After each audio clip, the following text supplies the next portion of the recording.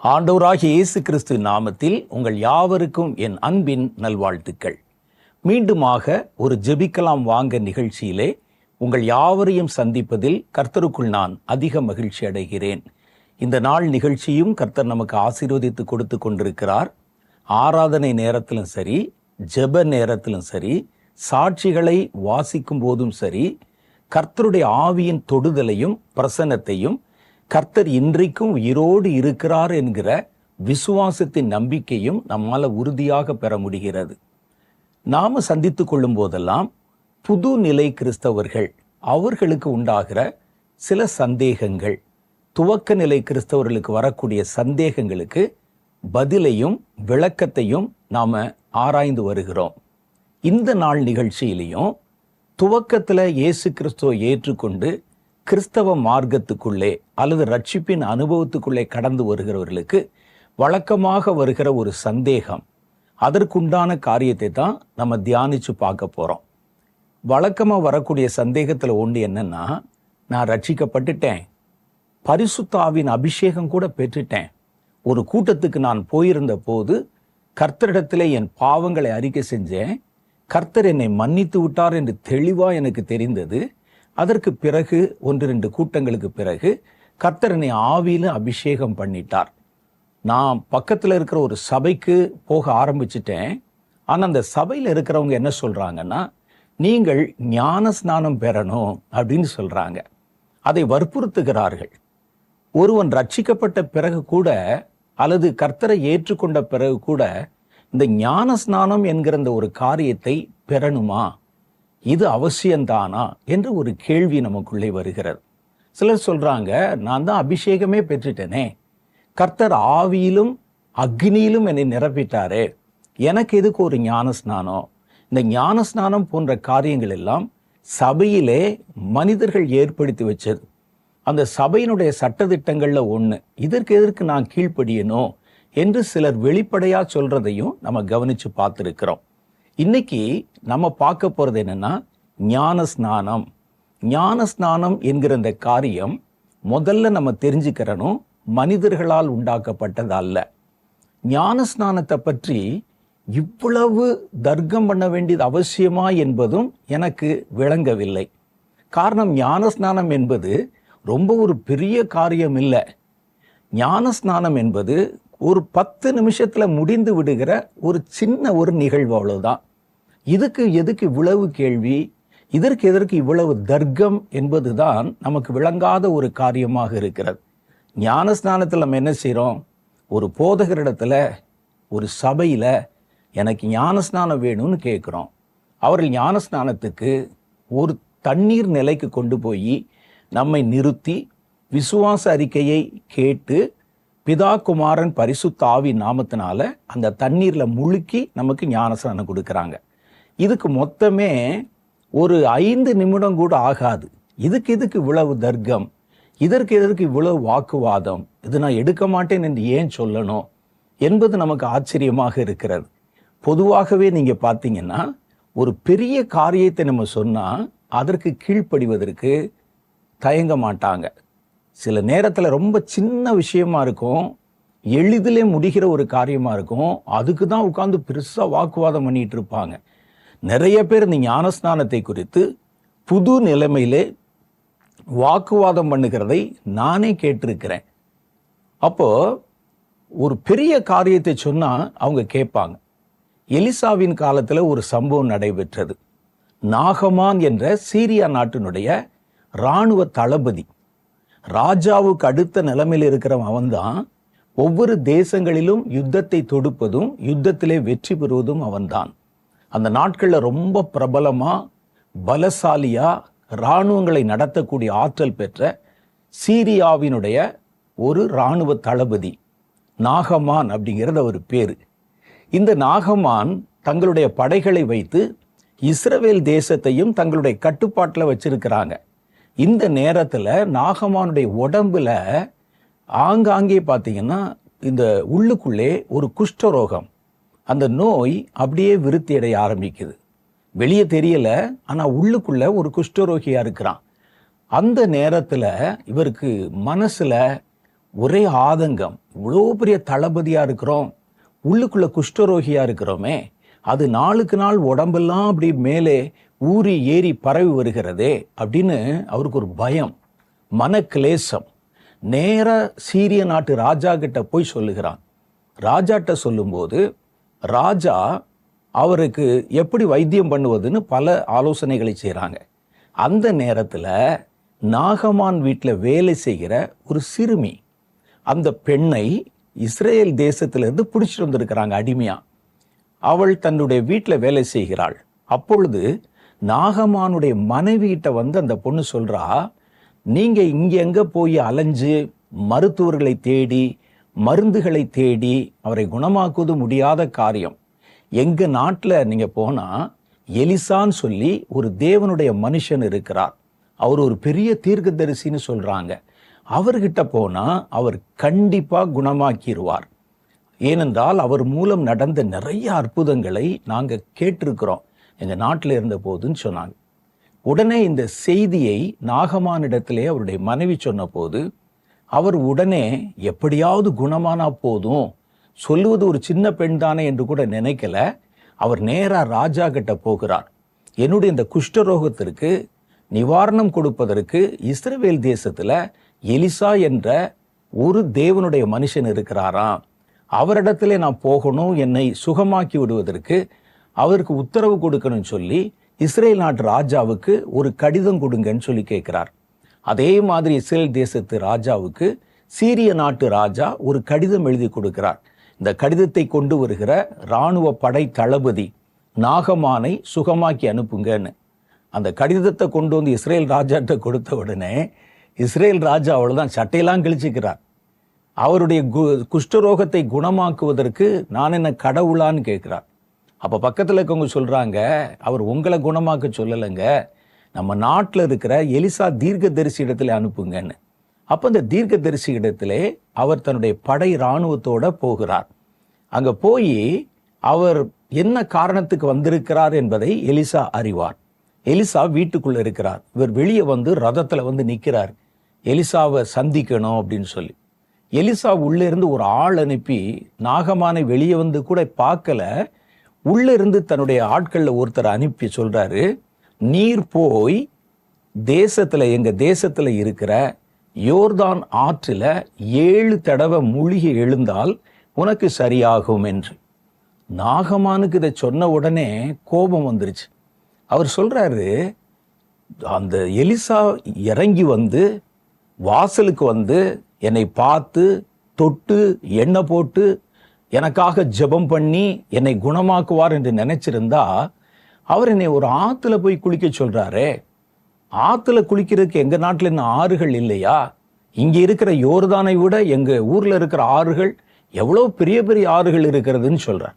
அப்போ பக்கத்துல இருக்கிற நாகமானுடைய வேலையாள் ஒரு வார்த்தை சொல்றான், ஐயா, அவர் உங்களுக்கு பெரிய காரியத்தை சொல்லி இருந்தால் மலையை 7 தடவை ஏறி இறங்கி எருசலேம் மலை சுத்தி வரணும் அப்படின்னு சொல்லியிருந்தா செஞ்சிருப்பீங்க. அல்லது அங்க பிரதட்சணம் பண்ணி உடம்பு அப்படியே அந்த மண்ணில் படும்படிக்கு உருளணும்னு சொன்னா உருண்டிருப்பீங்க. ஆனா ஆத்துல போய் 7 தடவை மூழ்கி குழின்னு சொல்றது ஒரு சின்ன காரியம். இதற்கு எதற்கு இவ்வளவு கோவப்படணும்? இதுக்கு எதுக்கு இவ்வளவு பெரிய வாக்குவாதம் பண்ணணும்? இதுக்கு எதுக்கு நம்ம செய்ய முடியாதுன்னு சொல்லி தர்க்கம் பண்ணணும் என்று சொன்ன போது நாகமான் யோசித்தான், உண்மைதானே, இதுவே ஒரு பெரிய காரியத்தை சொல்லியிருந்தா நாம் அதை செய்வதற்கு முனைப்போடு முன் வந்திருப்போம். அவர் சொன்னது ஒரு சின்ன காரியம், ஒரு ஆத்துல போய் 7 தடவை மூழ்கி எழுந்துருன்னு சொன்னா அதை நம்ம செய்வதற்கு ஏன் இவ்வளவு யோசிக்கணும், ஏன் இவ்வளவு வாக்குவாதம் பண்ணணும் அப்படின்னு மனதில் நினைத்து எலிசா சொன்ன மாதிரியே இந்த ஆற்றுல போய் யோர்தான்ல 7 தடவை மூழ்கினார். 7வது முறை அவர் மூழ்கி எழுந்திருக்கும் போது அவருடைய மாம்சம் மாறி சிறு பிள்ளையினுடைய மாம்சம் மாதிரி புதுசா மாறி போச்சான்.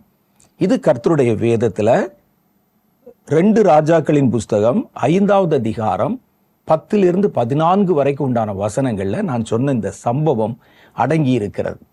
இந்த ஞான ஸ்நானத்தை பற்றி தர்க்கம் பண்ணி கேள்வி கேட்கும் போதெல்லாம் எனக்கு இந்த சம்பவம் தான் ஞாபகத்துக்கு வரும்.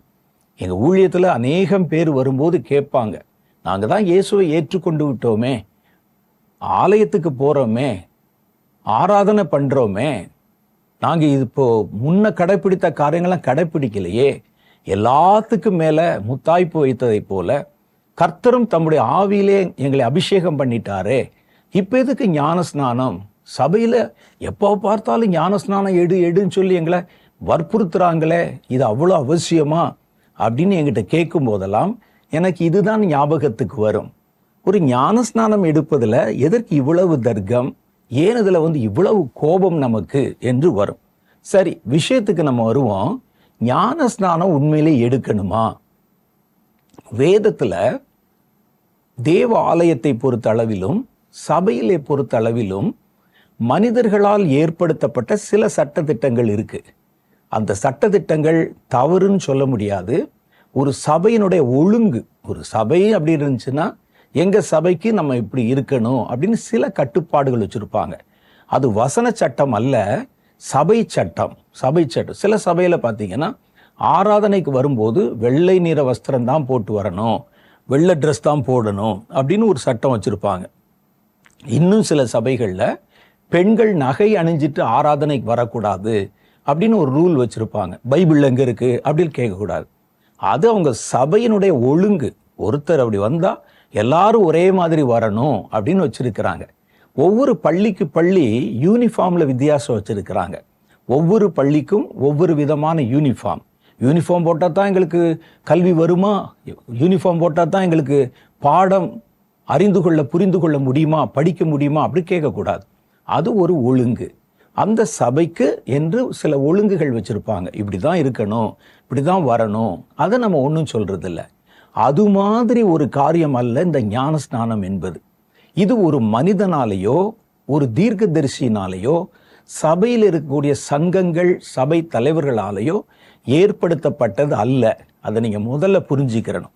இது தேவனால் சொல்லப்பட்ட ஒரு கட்டளை. அது முதல்ல நமக்கு தெரியணும். யோவான் ஸ்நானகன் கர்த்தர் தன்னை ஞான ஸ்நானம் கொடுக்கத்தான் அனுப்பி வைத்தார் என்றே அவர் அறிக்கை செய்கிறத பார்க்கிறோம். பாருங்க, யோவான் எழுதின சுவிசேஷம் 1வது அதிகாரம் 33வது வசனத்துல கர்த்தர் தான் சொல்லி என்னை ஞான ஸ்நானம் கொடுக்க அனுப்பினார் அப்படின்னு சொல்றார். நானும் இவரை அறியாதிருந்தேன், ஆனாலும் ஜலத்தினால் ஞான ஸ்நானம் கொடுக்கும்படி என்னை அனுப்பினவர். தண்ணீரினால ஞான ஸ்நானம் கொடுக்கும்படிக்கு என்னை அனுப்பின என் பிதாவானவர். அப்போ இவர் யாரால் அனுப்பப்பட்டிருக்கிறாரு?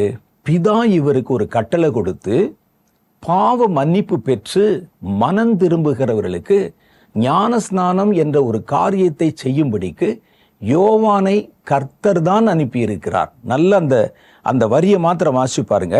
ஜலத்தினால் ஞான ஸ்நானம் கொடுக்கும்படி என்னை அனுப்பினவர் யாரு? பிதாவாகிய தேவன். அவர் சொல்றார், என்னை அனுப்பினவர் ஆவியானவர் இறங்கி யார் மேல் தங்குவதை நீ பார்க்கிறாயோ அவர் பரிசுத்த ஆவியினால் ஞானஸ்நானம் கொடுக்கிறவர் என்றார். அப்ப இதுல நமக்கு மற்ற பகுதி தேவையில்லை. என்னை பிதா அனுப்பி ஜனங்களுக்கு ஞானஸ்நானத்தை கொடுக்கும்படி என்னை அனுப்பினார். அப்ப இந்த ஞானஸ்நானம் என்பது மனிதர்கள் ஏற்படுத்தி வைத்த ஒரு சட்டம் அல்ல, மனிதர்கள் ஏற்படுத்தி வைத்த ஒரு காரியமும் இல்லை. ஞானஸ்நானம் என்பது தேவனால் உண்டாக்கப்பட்டது. இயேசுவும் கூட பாருங்க, தம்முடைய சீஷர்களுக்கு ஞானஸ்நானம் கொடுக்கும்படி தான் கட்டளை கொடுத்தார்.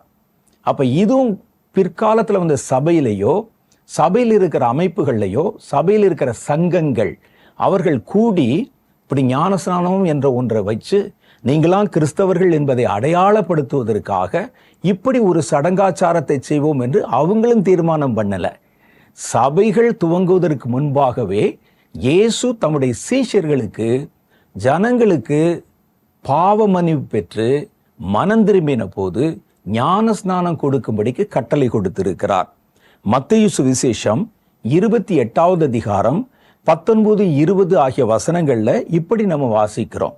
அதுல 19ல சொல்லுகிறார், தம்முடைய சீஷர்களை பார்த்து, ஆகையால் நீங்க புறப்பட்டு போய் சகல ஜாதிகளையும் சீஷராக்கி பிதா குமாரன் பரிசுத்த ஆவியின் நாமத்தினாலே அவர்களுக்கு ஞான ஸ்நானம் கொடுங்கள்.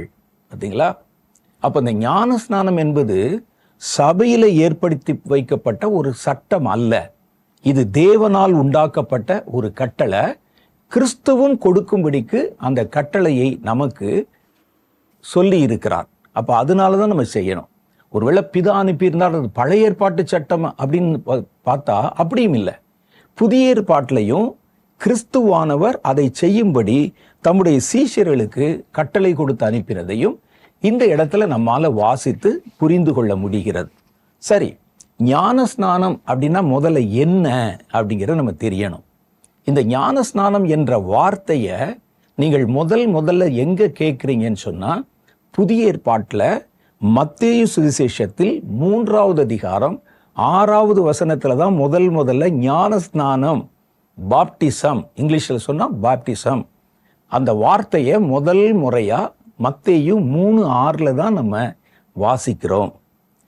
அந்த வசனம் சொல்லுது பாருங்க.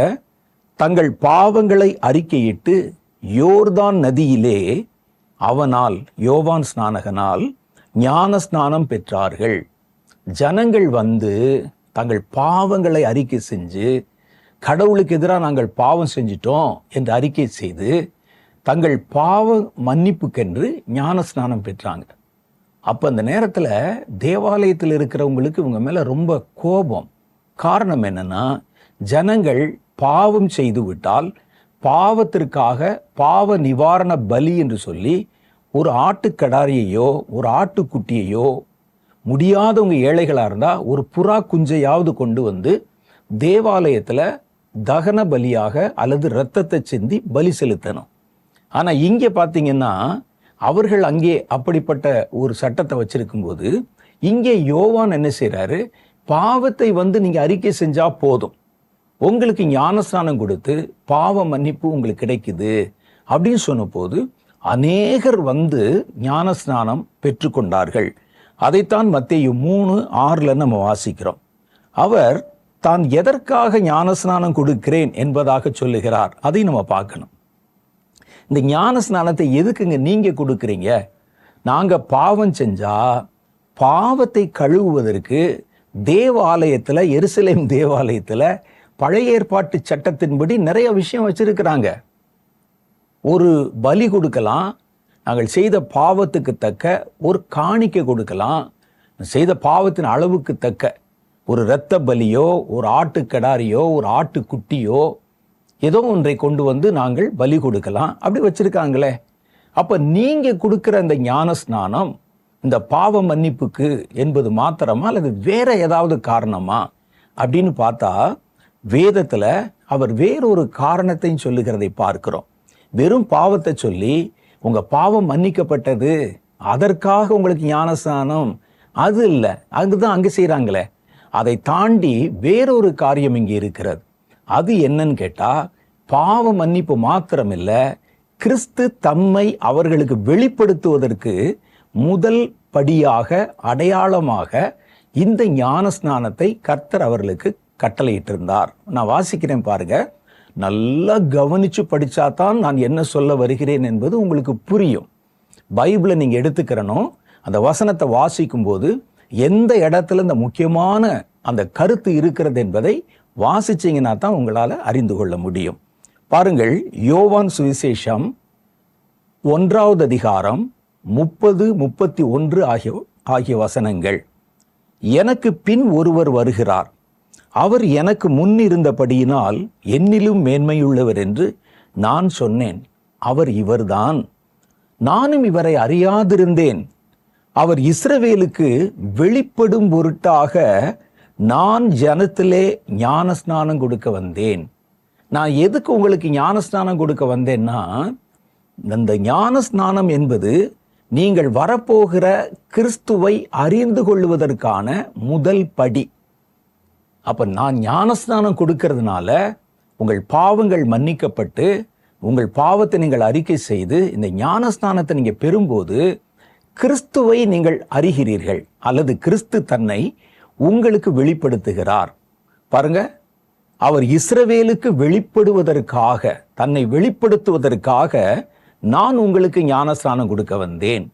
அப்ப ஞானஸ்நானம் என்பது கிறிஸ்துவை நமக்கு வெளிப்படுத்துவதற்கு அடையாளமாய் கொடுக்கப்படுகிற ஒரு முக்கியமான ஒரு காரியம். அப்ப கிறிஸ்துவை நம்ம அறியணும், கிறிஸ்துவை முழுவதுமாக நம்ம விளங்கி கொள்ளணும். கிறிஸ்துனுடைய அசைவாடுதல், கிறிஸ்துனுடைய சத்தம், கிறிஸ்துனுடைய வார்த்தை, கிறிஸ்துனுடைய வசனம், இதெல்லாம் நம்ம அறிந்து கொள்ளணும்னா அதற்கு முதல் படி ஞானஸ்நானம் என்று கர்த்தருடைய வேதம் சொல்லுது.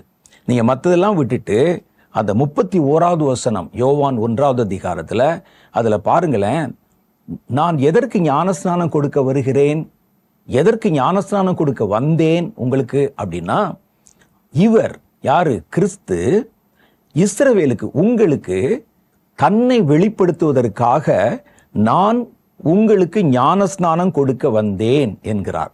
அப்ப என்ன நமக்கு தெரியுது? ஞானஸ்நானம் என்பது கிறிஸ்துவை அறிந்து கொள்வதற்கான கதவுகளை நமக்கு திறந்து வைக்குது. கிறிஸ்துவை அறிந்து கொள்வதற்கான முதல் படியே ஞானஸ்நானம் தான். அது என்ன, கிறிஸ்துவை அறிந்து கொள்வதற்கு பைபிள் படிச்சா தெரியுமே? இல்லை. நீங்க பாருங்களேன், யோவான் சொல்லுகிறார், நானும் இவரை அறியாதிருந்தேன், ஆனா இப்ப நான் அறிஞ்சுக்கிட்டேன் அப்படின்னு சொல்றார். அவர் உண்மையிலேயே இயேசுவை அதுக்கு முன்னால யோவானுக்கு தெரியாதா அப்படின்னு கேட்டா இல்லை. யோவானுக்கு தெரியும் இயேசுவை. இயேசுவும் யோவானும் உறவினர்கள். மரியாளும் இயேசுனுடைய தாயாரும் சகோதரி முறையானவர்கள். அப்ப 2 பேரும் உறவினர்கள். அவருக்கு எப்படி இயேசுவை தெரியாம இருக்கும்? இயேசுக்கு எப்படி யோவானை தெரியாம இருக்கும்? தன்னுடைய உறவின் வழியாகவாவது மரியாள் கர்ப்பமான போது முதல் செய்தியாக நேர போய் எலிசபெத் யோவானுடைய தாயாரிடத்துல தான் அந்த விஷயத்தை பகிர்ந்து கொள்ளுகிறார்கள். அப்ப வேதத்துல நீங்க எடுத்து பார்த்தீங்கன்னா, அவங்க தேவனை குறித்து, கிறிஸ்துவை குறித்து அவருக்கு ஏற்கனவே தெரியும், அவரை நல்லா அறிஞ்சிருக்கிறாங்க. அவர் 2 பேரும் உறவினர்கள். ஆனா இவர் இங்க சொல்றாரு, இவரை நான் அறியாதிருந்தேன், இப்போ நான் அறிந்திருக்கிறேன் ஞானஸ்நானத்தினால. அப்படின்னா என்ன அர்த்தம்னா, அவரை தெரியும், ஆனா அவரை கிறிஸ்து என்று எனக்கு தெரியாது. தேவன் உலகத்துக்கு அனுப்பி வைத்த, உலகத்தின் பாவத்தை சுமந்து தீர்க்கிற தேவ ஆட்டுக்குட்டி என்பது எனக்கு தெரியாது. அவர் என்னுடைய உறவினர் என்று எனக்கு தெரியும். அவர் இந்த உலகத்தில் பிறந்திருக்கிறது எனக்கு தெரியும். அவரை குறித்த செய்திகள் தெரியும். எங்க 2 பேருக்கும் கிட்டத்தட்ட ஒரு வயசு தான், கொஞ்சம் முன்ன பின்ன இருக்கலாம். ஆனால் அவரை கிறிஸ்து என்று எனக்கு தெரியாது. அவர் நடந்து வரும்போது பார்க்கும்போது தான் இவர் உலகத்தின் பாவத்தை சுமந்து தீர்க்கிற தேவ ஆட்டுக்குட்டி என்று நானும் இவரை அறிந்து கொண்டேன். அப்ப இயேசுவை பற்றி சும்மா அறிந்து கொள்வது வேற, இயேசுவை தெய்வமாகவும் அறிய வேண்டிய பிரகாரமாகவும் அறிந்து கொள்வது வேற. கிறிஸ்துவ மதத்தை சேராதவர்களுக்கும் இயேசுவை பற்றி தெரியும், இஸ்லாமியர்களுக்கு தெரியும், இந்து நண்பர்களுக்கு தெரியும். ஆனா இயேசுவினுடைய முழுமை, இயேசுவை இயேசுவாக, கிறிஸ்துவாக, தெய்வமாக ஒருவர் அறிந்து கொள்ளணும் அப்படின்னு சொன்னா அதற்கு ஞானஸ்நானம் என்பது முதல் படியாக இருக்கிறது. நானும் அவரை அறியாதிருந்தேன், இவர் இஸ்ரவேலுக்கு வெளிப்படும் பொருட்டாகத்தான் நான் ஜலத்திலே உங்களுக்கு ஞானஸ்நானம் கொடுக்க வந்தேன் என்கிறார். அப்ப அவர் தன்னை வெளிப்படுத்துவதற்கு நம்மை ஒரு ஞானஸ்நானம் என்ற அந்த அனுபவம் நமக்கு தேவையாக இருக்கிறது. வெளிப்படுத்துவது ஞானஸ்நானம் கர்த்தர் தம்மை நமக்கு வெளிப்படுத்துவதற்கான ஒரு அடையாளமாக, ஒரு வாசலாக, ஒரு முதல் படி அனுபவமாக இருக்கிறது. வெளிப்படுத்துவது என்றால் அவரை தரிசிப்பது பற்றியது மாத்திரமல்ல, கிறிஸ்துவை நாம் அறியும்படி அவரை நமக்கு வெளிப்படுத்துவது. பவுல் பாருங்களேன், ஞானஸ்நானம் பெறுவதற்கு முன்பாகவே தரிசித்தார், ஞானஸ்நானம் பெறுவதற்கு முன்பாகவே. ஆனால் சிலர் அப்படிப்பட்ட அனுபவத்தை கொண்டு, நாங்க தான் தரிசனமெல்லாம் பார்க்கிறோமே, கர்த்தர் எங்க கூட பேசினாரே, அப்ப எங்களுக்கு எதுக்கு இந்த ஞானஸ்நானம் என்று கேள்வி கேட்கிறாங்க. வேதத்தில் நம்ம பார்க்கிறோம், அப்போஸ்தலருடைய புஸ்தகம் 9வது அதிகாரம் 3-4 ஆகிய வசனங்கள்ல சபையை துன்பப்படுத்துவதற்காக பவுல் அப்போஸ்தலர் சில ஆட்களை கூட்டி கொண்டு குதிரையில அனுமதி வாங்கி கொண்டு சபையை இடிக்கிறதுக்கும் அங்க இருக்கிறவங்களை துன்புறுத்துவதற்கும் புறப்பட்டு போறார். போற வழியில ஒரு பெரிய வெளிச்சம் அவரை சுற்றி பிரகாசிக்கிறது. குதிரையிலிருந்து கீழே விழுந்துடுறாரு. அப்பொழுது ஒரு சத்தம் வானத்திலிருந்து கேட்குது, சவுலே சவுலே, முள்ளில் உதைப்பது உனக்கு கடினமாம். உடனே அந்த சவுல் கேட்கிறாரு, ஆண்டவரே நீர் யார்? நான் என்ன செய்ய சித்தமா இருக்கிறேன்? பாருங்க, அவர் ஞானஸ்நானம் பெறல, ஆனா கர்த்தரை தரிசிக்கிறார். யார்னு கேட்கிறார். கர்த்தர் சொல்லுகிறார், நீ துன்பப்படுத்துகிற இயேசு நானே. அப்ப இது எப்படி நடக்குது? அப்ப நான் தான் முதலே தரிசனம் பார்த்துட்டேனே, கர்த்தர் எனக்கு தன்னை வெளிப்படுத்திட்டாரே, அப்ப இந்த ஞானஸ்நானம் எனக்கு தேவையா அப்படின்னு கேட்டா, இந்த அனுபவத்தை அடைந்த பிறகும் இயேசுவை முழுமையா இன்னும் அறிய வேண்டிய பல காரியம் இருக்கிறது. அவர் வருகிற வழியிலே இயேசுவை தரிசித்தாலும் கர்த்தர் அவருக்கு கொடுத்த கட்டளை என்ன தெரியுமா? நீ இப்போ எழுந்து புறப்பட்டு நேர் தெரு என்கிற இடத்துக்கு போ, அங்கே அனனியா என்பவன் இருக்கிறான், நீ என்ன செய்ய வேண்டும் என்று அவன் உனக்கு சொல்லுவான். அவர் அனனியா வீட்டுக்கு போன பொழுது அனனியா அவர் மேல கை வைத்து அவருக்கு ஞானஸ்நானம் கொடுத்தார் என்று வேதத்தில் எழுதியிருக்குது. அப்ப ஒரு தரிசனம் பார்த்துட்டோம், ஒரு வெளிப்பாடு கிடைச்சிருச்சு, கர்த்தர் பேசிட்டாரு, ஞானஸ்நானம் தேவையில்லையான்னு கேட்டா, ஞானஸ்நானம் என்ற அனுபவம் நமக்கு ஒன்றான மெய் தேவனை பூரணமாக, கிறிஸ்துவை கிறிஸ்துவாக அறிந்து கொள்வதற்கு முதல் படியாக அது அமைந்திருக்கிறது. யோவான் 17வது அதிகாரம் 3வது வசனம் சொல்லுகிறது, ஒன்றான மெய் தேவனாகிய உம்மையும் நீர் அனுப்பினவராகிய இயேசு கிறிஸ்துவையும் அறிவதே நித்திய ஜீவன். யோவானும் இயேசுவை ஏற்கனவே அறிந்திருந்தாலும் அவரை தேவகுமாரன் என்று அறியாமல் இருந்தார். அதுதான் நான் உங்களுக்கு ஏற்கனவே சொன்னேன். யோவானுடைய தாயார் பேர் எலிசபெத், இயேசுவின் தாயார் மரியாள், 2 பேரும் உறவினர்கள்.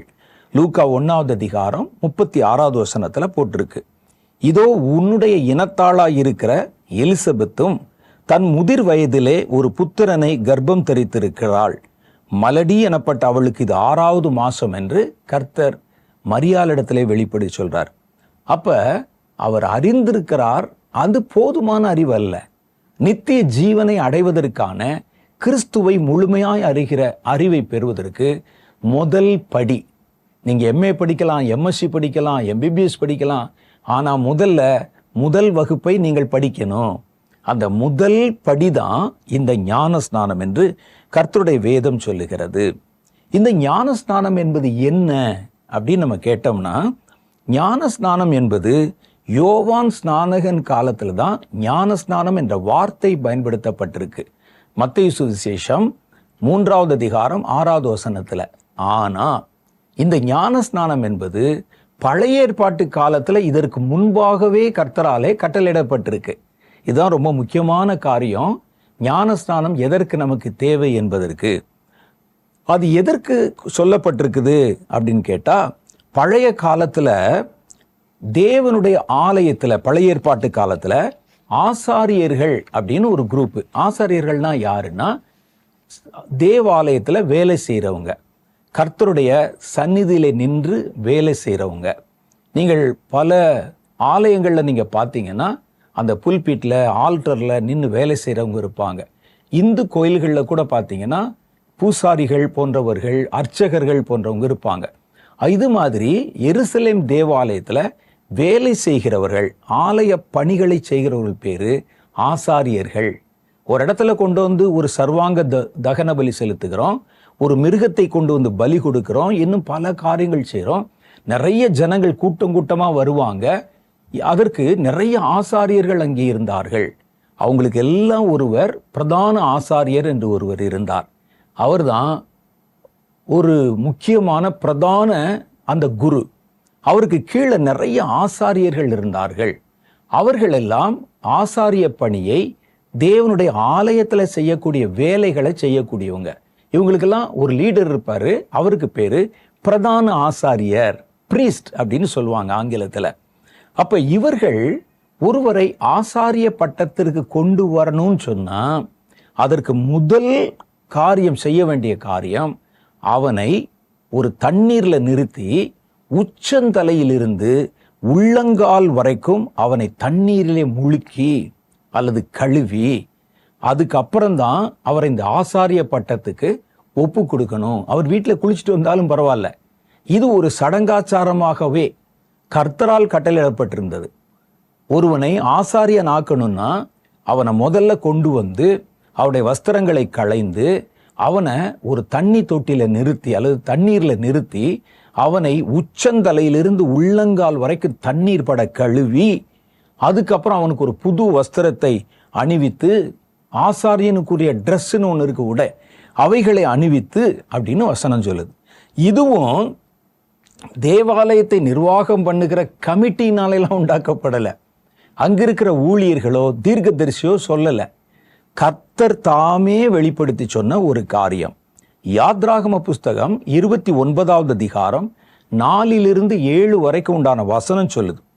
ஆரோனையும் அவன் குமாரரையும் ஆசரிப்பு கூடாரத்தின் வாசல் முன்பாக சேர பண்ணி அவர்களை தண்ணீரினால் கழுவி அந்த வஸ்திரங்களை எடுத்து ஆரோனுக்கு உள்சட்டையையும் ஏபோத்தின் கீழ் அங்கியையும் அவன் தலையிலே பாகையும் வைத்து அவர்களை ஆசாரியர்களாக அபிஷேகம் பண்ணுவாயாக.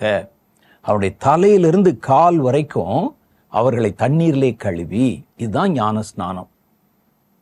இது பண்ண பிறகு அவர்களுக்கு ஆசாரியர்களுக்குரிய வஸ்திரம் கொடுக்கப்படும். அதுக்கப்புறம் அவர்கள் ஆசாரிய வேலைகள் என்னென்ன செய்யணும்னு உங்களுக்கு ட்ரைனிங் கொடுப்பாங்க ஒரு பக்கத்தில். அதற்கு பிறகு அவர்களை தேவாலயத்தில் கர்த்தருடைய பணிவிடைகளை செய்யும்படிக்கு ஆசாரியர்களாக ஏற்படுத்துவாங்க. இந்த ஆசாரியத்துவம் பண்ண போகிறவர்களுக்கு கொடுக்கப்பட வேண்டிய காரியம் இதுவும் மனிதரால் உண்டானதல்ல, கர்த்தர் கற்பித்த கட்டளை. இது ஆண்டவர் சொன்ன வார்த்தை. இயேசு ஞானஸ்நானம் பெற்றதும் இதனால் தான். இயேசு ஞானஸ்நானம் பெற வர்றாரு. அந்த காட்சியை வேதம் நமக்கு தெளிவாக விவரிக்கிறது. எல்லாரும் வந்து இஸ்ரவேல் ஜனங்கள் எல்லாம் வந்து அவரிடத்தில் ஞானஸ்நானம் பெற வந்து தங்கள் பாவத்தை அறிக்கை செய்கிறாங்க. நிறைய பேர் நினைச்சிட்டு இருக்கிறாங்க பாவத்தை அறிக்கை செய்து மனம் திரும்புறதுக்கு தான் ஞானஸ்நானம் என்று. பாவத்தை அறிக்கை செய்து மனம் திரும்பினதற்கு மாத்திரம் ஞானஸ்நானம் அல்ல, அதை தாண்டி வேற காரியங்களும் அந்த ஞானஸ்நானத்தில் இருக்கு. மனம் திரும்பி பாவத்தை அறிக்கை செய்து ஞானஸ்நானம் எடுக்கணும்னா இயேசுக்கு அந்த ஞானஸ்நானம் தேவையில்லை. அவரிடத்துல எந்த பாவம் இல்லை, அவர் எந்த பாவத்தை அறிக்கை செய்ய முடியும்? அப்ப இயேசு தண்ணீர்ல இறங்குறாரு. யோவானுக்கு ஷாக்கு. எல்லாரும் வந்து நான் திருடினேன், பொய் சொன்னேன், குடிச்சேன், ஏமாத்தினேன், கொலை பண்ணேன் அப்படின்னு பாவத்தை அறிக்கை செஞ்சு நான் அவர்களுக்கு ஞானஸ்நானம் கொடுத்து கொண்டிருக்கிறேன், இவர் வர்றாரே அப்படின்னு ஷாக்கு.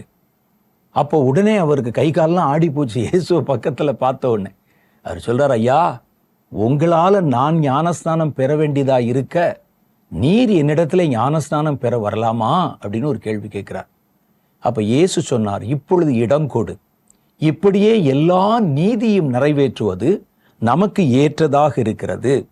இந்த இடம் எங்க இருக்குன்னு கேட்டா மத்தேயு சுவிசேஷம் 3வது அதிகாரம் 13-16 வரைக்கும் உண்டான வசனத்துல இருக்கு. மத்தேயு 3:13-15 வரைக்கும். அப்பொழுது யோவானால் ஞானஸ்நானம் பெறுவதற்கு இயேசு கலிலேயாவை விட்டு யோர்தானுக்கு அவனிடத்திலே வந்தார். யோவான் அவரை தடை செய்து நிறுத்தி, நான் உம்மாலை ஞானஸ்நானம் பெற வேண்டியதா இருக்க நீர் என்னிடத்தில் வரலாமா என்றான். இயேசு அவனுக்கு பிரதியுத்தரமாக, இப்பொழுது இடங்கொடு. இப்படி எல்லா நீதியையும் நிறைவேற்றுவது நமக்கு ஏற்றதா இருக்கிறது என்றார். அப்பொழுது அவருக்கு அவன் இடம் கொடுத்தான். அப்ப ஞானஸ்நானம் என்பது வெறுமனே பாவரிக்கை செய்யறதுக்கு மாத்திரம் இல்லை. இதை வச்சுதான் நிறைய பேர் சொல்றாங்க, நான் ஆண்டவர்கிட்ட தனியா ரூம்ல ஜெபம் பண்ணி பாவ அறிக்கை செஞ்சு கர்த்தரின் பாவத்தெல்லாம் மன்னிச்சு என்னை அபிஷேகம் பண்ணிட்டாரு, இனிமேல் எனக்கு எதற்கு ஞானஸ்நானம் அப்படின்னு கேட்பாங்க. அப்ப ஞானஸ்நானம் என்பது பாவத்தை சொல்லி மன்னிக்கப்பட்டதுக்கு மாத்திரமல்ல, ஞானஸ்நானத்துல நிறைவேற்ற வேண்டிய நீதி என்று ஒன்று இருக்கிறது. அதுக்கு தான். அப்ப என்ன நீதி அப்படின்னு கேட்டா, இந்த இயேசு கிறிஸ்து பரலோகத்துல நமக்காக பிரதான ஆசாரியராய் இருக்கிறார். நான் உங்களுக்கு ஆசாரியர்கள்னா யாருன்னு சொன்னேன். தேவனுடைய ஆலயத்துல தேவனுடைய பணிவிடைகளை செய்கிறவர்கள். இவங்களுக்கு மேல ஒரு ஆசாரியர், ஹை பிரீஸ்ட் என்று சொல்லுகிற பிரதான ஆசாரியர் இருப்பார்.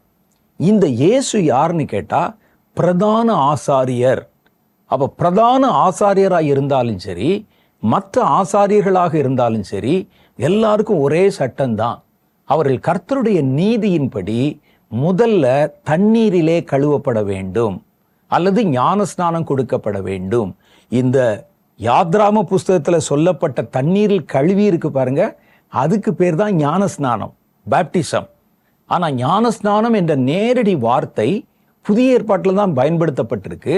அங்கே அந்த வார்த்தை பயன்படுத்தப்படல, காரியம் ஒன்றுதான். இதுக்கு பேர் தான் ஞானஸ்நானம். அப்ப இந்த ஞானஸ்நானம் பாவ மன்னிப்பு கொடுப்பதற்கு மாத்திரம் அல்ல, என் பாவத்தை அறிக்கை செஞ்சிட்டேன் அதுக்கு மாத்திரம் இல்லை, அதை தாண்டி ஒரு நீதியை நிறைவேற்றுவதற்கு.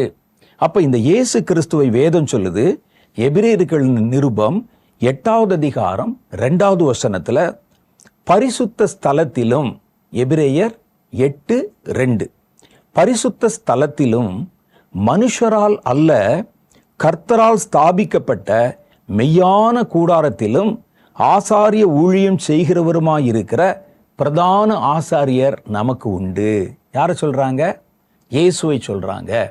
இயேசு நம்முடைய பிரதான ஆசாரியர். அப்ப இந்த ஆசாரிய பட்டத்துக்கு வரணும்னா அதுக்கு முதல்ல கர்த்தருடைய நீதியின்படி அவர் நிறைவேற்ற வேண்டிய ஒரு காரியம் இருக்கிறது. இயேசு யோவானிடத்துல சொன்ன உடனே யோவானுக்கு அதனுடைய அர்த்தம் விளங்கி விட்டது. இவர் என்ன சொல்ல வருகிறார்? நான் பிரதான ஆசாரியராய் ஆகணும்னா தண்ணீர் முழுக்கினாலே முதல்ல ஞானஸ்நானம் பண்ணப்படணும். நான் பாவத்தை அறிக்கை செய்து ஞானஸ்நானம் பெறல, நீதியை நிறைவேற்றுகிற ஞானஸ்நானம். நம்ம எடுக்கிற ஞானஸ்நானத்துல பாவரிக்கை ஞானஸ்நானம் மாத்திரம் இல்ல, நீதியை நிறைவேற்றுவதற்கும் நமக்கு ஞானஸ்நானம் தேவைப்படுகிறது. அப்போ நமக்கு ஒரு கேள்வி வரும், அவர் சரிங்க ஒரு பிரதான ஆசாரியர், அவர் தேவனுடைய சந்நிதியில இருந்து நமக்காக பரிந்து பேசுகிற பிரதான ஆசாரியர், ரைட்டு, எனக்கு எதுக்கு அந்த நீதி அப்படின்னு கேட்டா வேதம் சொல்லுது, அவர் மாத்திரம் இல்லை, அவர் பிரதான ஆசாரியர். கிறிஸ்தவர்கள், தேவனுடைய கர்த்தருடைய பிள்ளைகள் எல்லாமே ஆசாரியர்களாக உருவாக்கப்பட்டவர்கள். ஆசாரிய பட்டத்துக்கு தான் கர்த்தர் எல்லாரையும் அழைச்சிருக்கிறார். யார்? எல்லாரையும், எல்லா கிறிஸ்தவர்களையும். நம்ம தான் பிரிச்சு வச்சிருக்கிறோம். என்ன சொல்றோம்? இவர் பாஸ்டர், இவர் தீர்க்கதரிசி, இவர் சுவிசேஷகர், நீங்கெல்லாம் விசுவாசி. கர்த்தர் சொல்றாரு, எல்லா கிறிஸ்தவருமே அதரிசனமான ஒரு ஆவிக்குரிய ஆசாரியனாக ஏற்படுத்தப்பட்டிருக்கிறான். நம்பலைன்னா நான் ஒரு வசனம் வாசிக்கிறேன் பாருங்க. எபிரேயர்களின் நிருபம் 2வது அதிகாரம் 5-9 ஆகிய வசனங்கள். 5வது வசனம் சொல்லுது, ஜீவனுடைய கற்களை போல ஆவிக்கு ஏற்ற மாளிகையாகவும், யாரை பத்தி? நம்ம.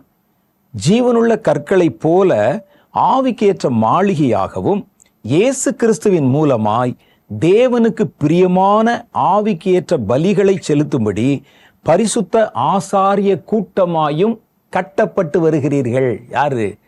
விசுவாசிகளாகிய நீங்கள், கிறிஸ்துவை ஏற்றுக்கொண்ட கிறிஸ்தவர்களாகிய நீங்கள் எல்லாருமே ஆசாரிய கூட்டமாக கட்டப்பட்டு வருகிறீர்கள். அப்போ உங்களை ஆசாரியர்களாக கர்த்தர் உருவாக்கணும்னா நீங்க முதல்ல ஆசாரிய பட்டத்துக்கான நீதியை நிறைவேற்றணும். அதுக்கு பேர் தான் ஞானஸ்நானம். இயேசுவே அதனால தான் எடுத்தாரு. அவர் அந்த ஞானஸ்நானம் எடுத்தால்தான் அவர் ஆசாரிய பட்டத்துக்கு வர முடியும். ஏன்னா அது கர்த்தருடைய நீதி. அவர் நமக்கு கொடுத்த ஒரு கட்டளை. அந்த கட்டளையை நிறைவேற்றணும். நம்ம ஆசாரிய கூட்டமாக நம்ம உருவாக்கப்பட்டு வருகிறோம். எதுக்காக நம்மை கர்த்தர் ஆசாரியராக்குறார்னா, தேவனுக்கு பிரியமான ஆவிக்குரிய பலிகளை செலுத்தும்படி. ஒரு ஸ்தோத்திரம் செலுத்துறீங்க, ஸ்தோத்திர பலின்னு சொல்றீங்க. ஒரு காணிக்கை செலுத்துறீங்க, காணிக்கை பலி என்று சொல்றீங்க. கர்த்தருக்கு ஒரு ஊழியம் செய்றீங்க, அல்லது உங்களுடைய சரீரத்தை கர்த்தருக்கு சுகந்த வாசனை உள்ள பலியா படைக்கிறீங்க. இந்த எந்த பலியை நீங்க கொடுக்கணும்னாலும் நீங்க முதல்ல ஆசாரியர்களாக இருக்கணும். அப்ப ஆசாரியர்களா இருக்குன்னா நீங்க எங்கேயோ இருக்கிற ஒரு ஆசாரியரை தேடி போக வேண்டியதில்லை. தேவனுக்கு ஆவிக்குரிய பலிகளை செலுத்தும்படி நீங்க எல்லாருமே ஆசாரியர்களாக மாற்றப்படுகிறீர்கள். ஆசாரியர்களாக கர்த்தர் உங்களை கட்டிட்டு வர்றார், இப்போ உருவாக்கிட்டு வர்றார். அப்ப நம்ம எல்லாருமே ஆசாரியத்துக்கு அழைக்கப்பட்டிருந்தா அதனுடைய முதல் படியாக ஞான ஸ்நானம் என்ற நீதி நமக்கு தேவைப்படுது. வெறும் பாவத்தை அறிக்கை செய்வதற்காக மாத்திரமல்ல ஞான ஸ்நானம், அதற்கு இன்னொரு பணியும் இருக்கிறது. அந்த பணிதான் கர்த்தர் நம்மை ஆசாரியர்களாக உருவாக்குவதற்கு இந்த ஞான ஸ்நானம் என்ற முதல் அடையாளம். எபிரேயர் 2வது அதிகாரம் 9வது வசனத்தில் என்ன போட்டிருக்கு பாருங்க.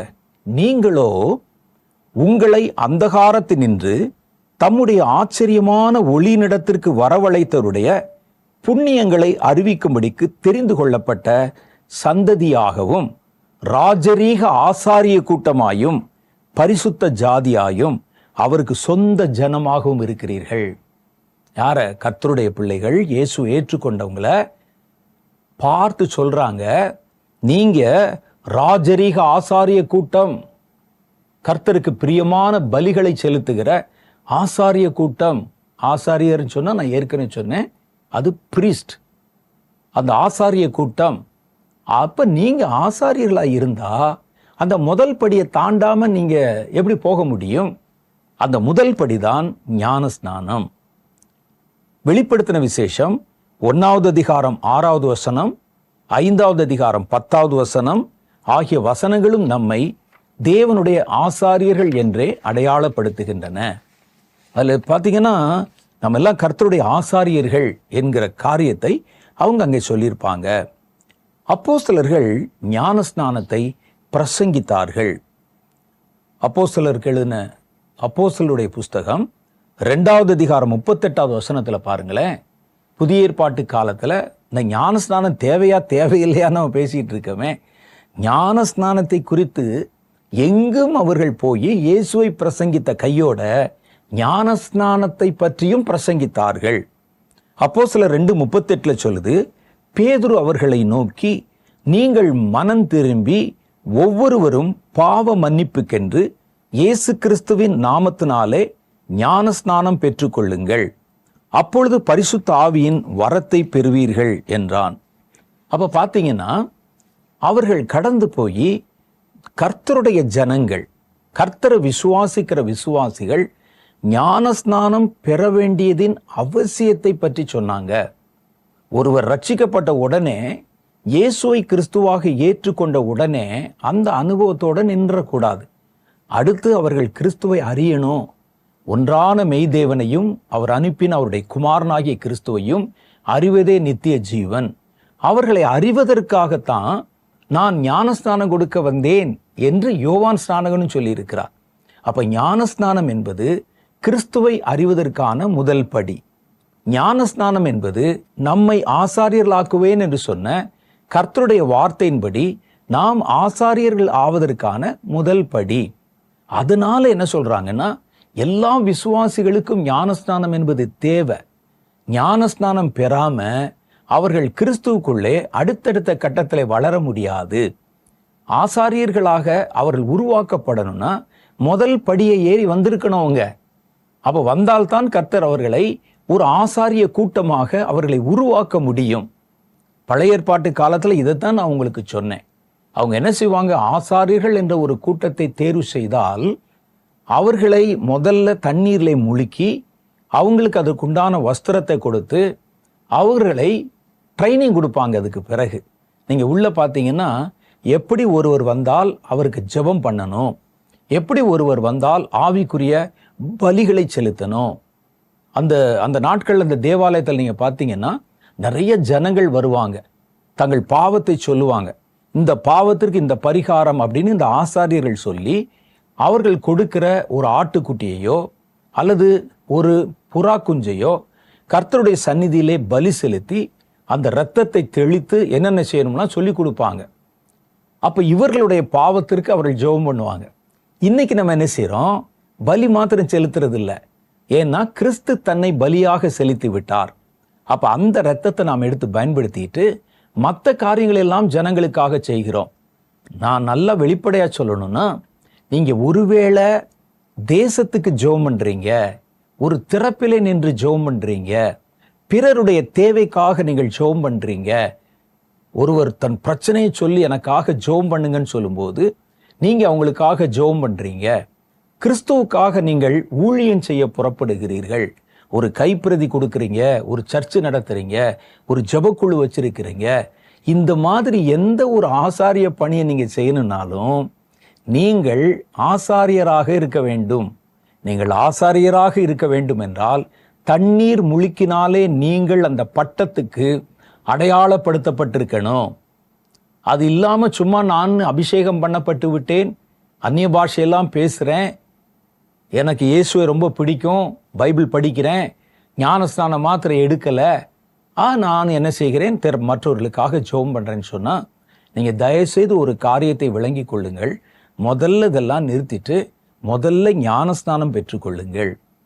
ஏன்னா ஒருவன் ஆசாரியனா இல்லாத ஒருவன், ஆசாரிய பட்டணத்துக்கு தேவனாலே ஆசாரியனாக உருவாக்கப்படாத ஒருவன் ஒரு ஆசாரிய வேலையை போய் செஞ்சா அது எப்படி இருக்கும் யோசிச்சு பாருங்க. வருகிறவர்களுக்கு நானே வெளியே நின்று என்னை அவங்க ஆசாரியர்களாக அங்கீகரிக்கவும் இல்லை, எனக்கு ட்ரைனிங் கொடுக்கவும் இல்லை, என்னை அந்த பட்டத்துக்கு ஏற்படுத்தவும் இல்லை, அதற்குண்டான வஸ்திரத்தையும் கொடுக்கல. ஆனால் நான் வெளியே நின்று கொண்டு வருகிற ஜனங்களை அழைத்து உங்களுக்கு என்ன பாவம் சொல்லுங்க, கழுவிடுவோம், நீங்கள் என்ன செலுத்தணும், என்ன பலி செலுத்தணும், இங்கே கொண்டாங்க, எதுக்கு உள்ளே போய் க்யூவில் நின்றுட்டு இருக்கீங்க, நானே பலி செலுத்திடுறேன், உங்களுக்காக நானே பிரார்த்தனை பண்ணுறேன்னு சொன்னால் அது அக்கிரமமாக தானே இருக்கும். அது மாதிரி தான் இப்போ இருக்கிற காலத்தில் நீங்கள் தேவனுடைய ஆசாரிய பணியை செய்யணும்னா, உங்களுக்கு ஜெபம் பண்ணனாலும், பிறருக்கு நீங்கள் ஜெபம் பண்ணனாலும், ஊழியம் செய்யணும்னாலும், கிறிஸ்துவை அறியணும்னாலும், எல்லாவற்றுக்கும் நமக்கு ஞானஸ்நானம் என்ற அந்த அடையாளம் நமக்கு தேவையா இருக்குது. ஒருவேளை நீங்க சொல்லலாம், இது ஒரு சடங்காச்சாரம் தானே, சடங்கு மாதிரி தானங்க இருக்கு, இது போய் எதுக்கு இவ்வளவு முக்கியத்துவப்படுத்துறீங்க அப்படின்னு நீங்க கேட்கலாம். இது சடங்கு போல இருந்தாலும் இது மனிதர்களால உண்டாக்கப்பட்டதல்ல, தேவனால பர்டிகுலரா ஸ்பெசிபிக்கா கர்த்தர் சொன்னது. பழைய ஏற்பாட்டு காலத்துல ஆசாரியர்களுக்கு சொன்ன அதே கட்டளையை தான் புதிய ஏற்பாட்டு காலத்துல தம்மை ஏற்றுக்கொள்ளுகிற ரட்சிக்கப்பட்ட எல்லா பிள்ளைகளுக்கும் கர்த்தர் சொல்லுகிறார். அப்ப அதனால இதுல நீங்க காலதாமதம் செய்வதில் அர்த்தமில்லை. ஞான ஸ்நானம் என்பது அடுத்து எதற்கு அடையாளமா இருக்குது அப்படின்னு கேட்டா, கிறிஸ்துவை நான் தரித்து கொண்டேன் அப்படின்னா என்னது? தரித்து கொண்டேன்னா என்ன? வஸ்திரம் இருக்குது, ஒரு ட்ரெஸ்ஸை தரித்து கொண்டேன் அப்படிங்கிறதுக்கு அடையாளம் அந்த ஞான ஸ்நானம்.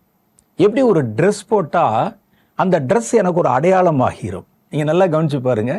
ட்ரெஸ் என்னை பற்றி தெரியாத ஒருவர் ஒரு கூட்டத்தில் என்னை சொல்லணும்னா, ஒரு சிவப்பு சட்டை போட்டிருக்கேன்னு வச்சுக்கோங்க, அவர் அங்கிருந்து என்ன சொல்லுவார், யோ சிவப்பு சட்டை இடது பக்கம் போயா அப்படின்னு சொல்லுவார். ஒரு கட்டம் போட்ட சட்டை இந்த பக்கம் வாயா அப்படின்னு சொல்லுவார். நம்ம போட்ட வஸ்திரம் நமக்கு ஒரு அடையாளத்தை கொடுத்து விடுகிறது. அப்ப ட்ரெஸ்ஸை உடை தரித்து கொண்டான் என்றால் அணிந்து கொண்டான் என்ற அர்த்தம். ஒருவன் கிறிஸ்துவை தரித்து கொண்டால் பார்க்கிறவனுக்கு சட்டுன்னு அந்த ஆளுடைய உடைதான் தெரியும். அந்த உடை நமக்கு ஒரு அடையாளத்தை கொடுக்கிறது. அது மாதிரி கிறிஸ்துவை தரித்து கொண்டால் உங்களை பார்த்த உடனே பளிச்சுன்னு கிறிஸ்து தான் வெளியே தெரிவார். அப்ப இந்த ஒரு அனுபவத்தை நம்ம அடையணும். ஒரு ட்ரெஸ் போட்ட உடனே எப்படி நம்முடைய தோற்றம் மாறி விடுகிறது, நம்முடைய அமைப்பு மாறி விடுகிறது. நம்ம தமிழ்ல ஒரு காரியம் சொல்லுவாங்க, பழமொழி, ஆள் பாதி ஆடை பாதி. ஆள் பாதி ஆடை பாதி. ஒரு மனுஷனுடைய ட்ரெஸ் தான் ஒருவன் யார் என்பதை வெளியே காட்டுது. ஒரு தகுதியான வஸ்திரம் தான் அந்த மனிதனுடைய குணநலன்களை காட்டுகிறது, அவனுக்கு ஒரு அடையாளத்தை கொடுக்குது. அப்ப இதே மாதிரி ஒரு வஸ்திரத்தை தரிக்கிற மாதிரி கிறிஸ்துவை நம்ம தரித்து கொள்ளுகிற அனுபவம் இருக்கு பாருங்க. அதுக்கு ஞான ஸ்நானம் என்பது ஒரு அடையாளமாக இருக்கிறதுன்னு கலாத்தியருக்கு எழுதின நிருபம் 3வது அதிகாரம் 27வது வாக்கியத்திலே சொல்லியிருக்கிறாங்க. என்ன சொல்லியிருக்கிறாங்க வாசிச்சு பார்ப்போமே.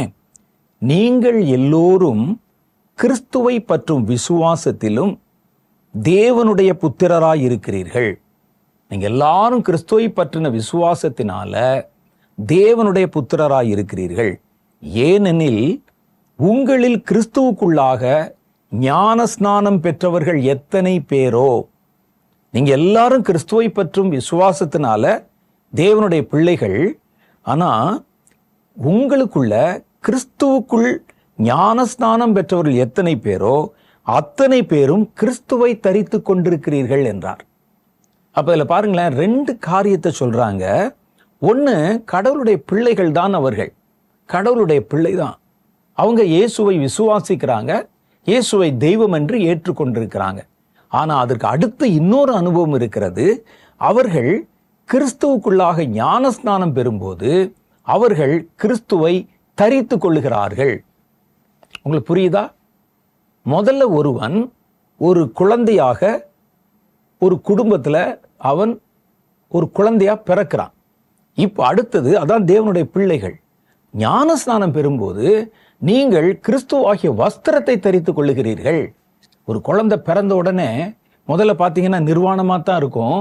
அப்புறம் கொஞ்சம் இதான உடனே அதற்கு நல்ல வஸ்திரத்தை கொண்டு வந்து தரிப்பிப்பாங்க. அது மாதிரி சொல்றாங்க, நீங்க கிறிஸ்துவை விசுவாசிக்கிறீங்க, கிறிஸ்துவின் பிள்ளைகள். ஆனா கிறிஸ்துவை நீங்கள் தரித்து கொள்ளணும், ஒரு வஸ்திரமா அணிஞ்சு கொள்ளணும்னா நீங்கள் ஞானஸ்நானம் பெற்றவர்கள் தான் கிறிஸ்துவை தரித்து கொண்டிருக்கிறார்கள் என்று கலாத்தியர் புத்தகத்துல சொல்ல வருகிறார். அடுத்து கடைசியா பாருங்க, இந்த ஞானஸ்நானம் என்பது எதற்கு அடையாளமா இருக்குன்னு சொன்னா, கிறிஸ்துவின் மரணத்திற்கு, கிறிஸ்துவின் உயிர்த்தெழுதலுக்கு. இது ரெண்டோடும் நம்ம இணைக்கப்பட்டிருக்கிறோம். கிறிஸ்து எப்படி மரணத்திலே மரித்து அவர் எப்படி மகிமைக்கென்று உயிர்த்தாரோ அதற்கு அடையாளமாக அவருடைய மரணத்துக்குள்ளாக நம்ம ஞானஸ்நானம் பண்ணப்பட்டு தண்ணியிலிருந்து வெளியே எந்திரிப்பது அவர் உயிரோடு எழுந்ததற்கு அடையாளமாக, அவருடைய மரணத்தையும் உயிர்த்தெழுதலையும் நான் எனக்குள்ளே ஏற்றுக்கொண்டேன் என்பதற்கு காட்டுகிற அடையாளம். பாவ வாழ்க்கைக்கு நான் செத்துட்டேன், இதுவரைக்கும் வாழ்ந்த என்னுடைய பழைய வாழ்க்கைக்கு நான் செத்து புதிய ஒரு வாழ்க்கைக்கு கிறிஸ்துவோடு கூட உயிர் தெழுந்திருக்கிறேன் என்பதை காட்டும் அடையாளம். பழைய வாழ்க்கை முடியுது, புதிய வாழ்க்கை ஆரம்பிக்குது. தண்ணிக்கு உள்ள போவது கர்த்தர் மரணத்துக்குள் போவதற்கும், தண்ணியிலிருந்து வெளியே எழுந்திருப்பது கர்த்தர் மரணத்தை ஜெயித்து எழுந்ததற்கும் அடையாளம். அவருடைய மரணத்தையும் அவருடைய உயிர்த்தெழுதலையும் என் சரீரத்திலையும் என் வாழ்க்கையிலையும் நான் ஏற்றுக்கொண்டு விட்டேன் என்பதை காட்டுகிற அடையாளம் தான் இந்த ஞானஸ்நானம் அப்படின்னு சொல்றாங்க. பாருங்க, ரோமர் 6வது அதிகாரம் 2-5 வரைக்கும் உண்டான வசனங்கள்.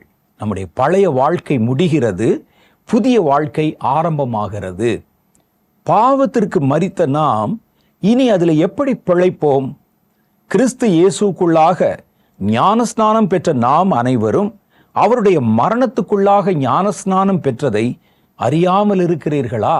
நான் சொன்னனே, அவருடைய மரணத்துக்குள்ள நம்ம மரணம் அடைந்திருக்கிறோம். பழைய வாழ்க்கையை புதைச்சிட்டோம். எழுந்திருக்கும் போது கிறிஸ்துவுக்குன்னு ஒரு புது வாழ்க்கைக்காக எழுந்திருக்கிறோம். இதை அடையாளப்படுத்தி தேவனுக்கும் மனிதர்களுக்கும் முன்னால இதை அடையாளப்படுத்தி தெரிவிக்கிற ஒரு அம்சமாகத்தான் இந்த ஞானஸ்நானம் வைக்கப்பட்டிருக்கு. கிறிஸ்து இயேசுக்குள்ளாக ஞானஸ்நானம் பெற்ற நாம் அனைவரும், எங்க வாசிக்கிறேன்? ரோமர் 6வது அதிகாரம் 3வது வசனம் வாசிக்கிறேன். கிறிஸ்து இயேசுக்குள்ளாக ஞானஸ்நானம் பெற்ற நாம் அனைவரும் அவருடைய மரணத்துக்குள்ளாக ஞானஸ்நானம் பெற்றதை அறியாமல் இருக்கிறீர்களா? மேலும் பிதாவின் மகிமையினாலே கிறிஸ்து மரித்தோரிலிருந்து எழுப்பப்பட்டது போல நாமும் புதிதான ஜீவன் உள்ளவர்களாய் நடந்து கொள்ளும்படி அவருடைய மரணத்துக்குள்ளாக்கும் ஞானஸ்நானத்தினாலே கிறிஸ்துவோடு அடக்கம் பண்ணப்பட்டோம். ஆதலால் அவருடைய மரணத்தின் சாயலிலே நாம் இணைக்கப்பட்டவர்களானால் அவர் உயிர்த்தெழுதலின் சாயலிலும் இணைக்கப்பட்டிருக்கிறோம் என்கிறார். அப்ப இந்த ஞானஸ்நானம் என்பது கிறிஸ்துவை அறிந்து கொள்வதற்கான முதல் படி. ஆசாரியர்களாக அழைக்கப்பட்டிருக்கிறோம் என்பதன் அடையாளம் மற்றொரு படி. அடுத்து கிறிஸ்துவை நாம் அணிந்து கொண்டிருக்கிறோம் என்பதை காட்டும் ஒரு அடையாளம். 4வது பாவத்துக்கு மரித்து விட்டோம், இனி கிறிஸ்துவுக்கென்று உயிர் தெழுந்திருக்கிறோம் என்பதை காட்டும் அடையாளம். கடைசியில் ஒன்று இருக்குது, ஞானஸ்நானம் என்பது தேவனோடு நாம் செய்யும் உடன்படிக்கை. 1 பேதுருவின் புஸ்தகம் 3வது அதிகாரம் 21 சொல்றாரு,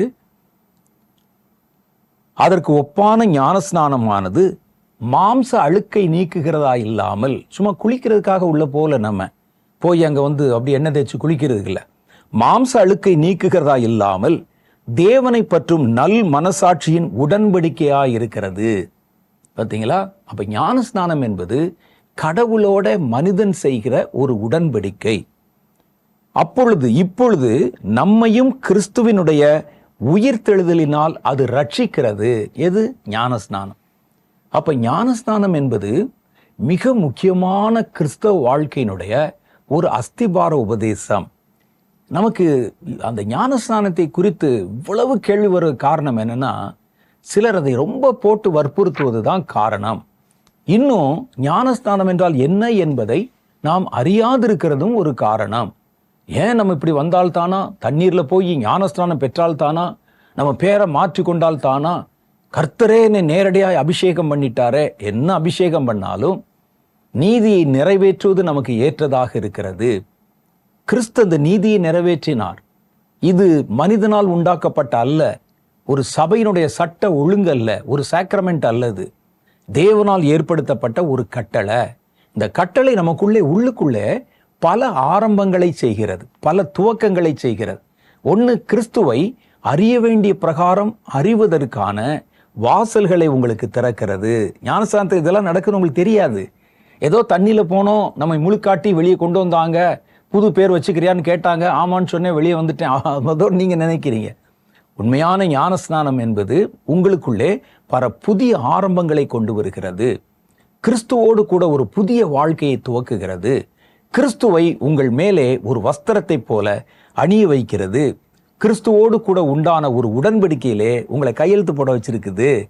கிறிஸ்துவனுடைய மரணத்தோடு உங்களை இணைத்து அவருடைய உயிர்த்தெழுதலோடு உங்களை சம்பந்தப்படுத்தி இருக்கிறது. இவ்வளவு மேலான ஞானஸ்தானத்தை குறித்து இன்னும் தர்க்கம் பண்ணலாமா, இன்னும் கேள்வி கேட்கலாமா? நீங்க உடனே ஒரு நல்ல சபையையோ நல்ல ஒரு ஊழியரையோ சந்தித்து பிதா குமாரன் பரிசுத்த ஆவி நாமத்தினாலே ஞானஸ்நானம் பெற்றுக்கொள்ள வேண்டும். இது வேதம் காட்டுகிற சத்திய உண்மை. அப்ப இன்னைக்கு நம்ம சில காரியங்களை இதை குறித்து தியானிச்சிருக்கிறோம். நல்லா நீங்க ஜெபம் பண்ணுங்க. இதை குறித்து தர்க்கம் பண்ணுவதற்கு ஒண்ணுமே இல்லை, ஒரு சின்ன அனுபவம் தான். இதுக்காக நீங்க எங்கேயும் மலை ஏற வேண்டியதில்லை, நீங்க அப்படியே உருண்டு போக வேண்டியதில்லை. நாகமானை போல பெரிய காரியத்தை உங்களுக்கு சொல்லியிருந்தா கேட்டிருப்பீங்கல்ல. இது ஒரு சிறிய காரியம், ஆனா பெரிய விளைவுகளை உண்டாக்கக்கூடிய ஒரு துவக்க புள்ளி என்பதில் எந்த அளவும் சந்தேகம் இல்லை. நாளை தினத்தில் நம்ம சந்திக்கும் போது இன்னும் சில முக்கியமான காரியங்களை குறித்து உங்களிடத்தில் பேச விரும்புகிறேன். அதுவரை கர்த்தர் உங்களை ஆசீர்வதித்து காப்பாராக. ஆமென்.